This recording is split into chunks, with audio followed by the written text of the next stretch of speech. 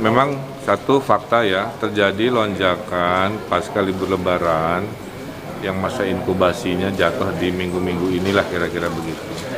Ini menunjukkan bahwa ketidaktaatan pada himbauan mudik itu membawa kemudorotan seperti ini. Jadi ini nyata gitu.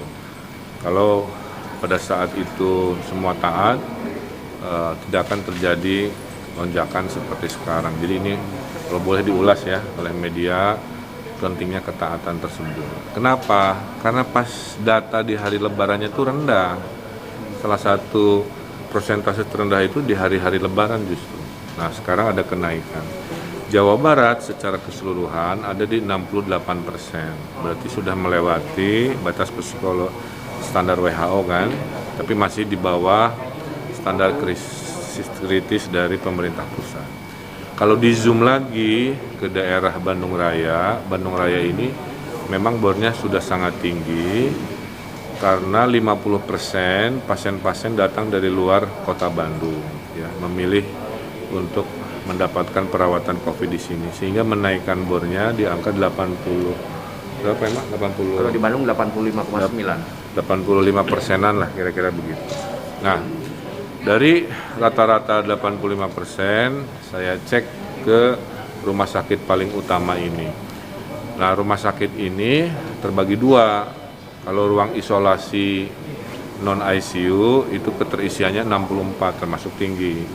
Kalau ICU-nya dari dulu sampai sekarang memang selalu tinggi, karena jumlah bednya kan terbatas ya, hanya 40. Keterisiannya ada di 80%. Jadi saya titip ke media juga jangan memperpanik ya, karena kalau ICU dari dulu seperti itu. Nah, jatah bed untuk COVID itu masih 26%.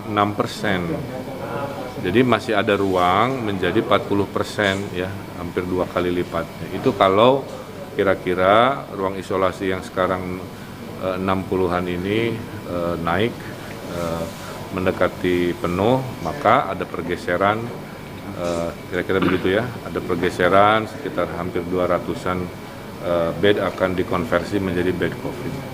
Jadi intinya ada kenaikan tapi masih terkendali dan pemerintah sudah menyiapkan satu, menaikkan rasio bed untuk COVID menjadi lebih tinggi dari rata-rata yang 20-an ini ke arah 30 dan 40. Dua, isolasi rumah sakit juga kita siapkan karena catatan dari Hasan Sadikin banyak yang dikit-dikit ingin ke rumah sakit padahal ternyata diagnosanya dia cukup isoman. Nah, proses mengukur inilah yang terus kita perbaiki agar jangan yang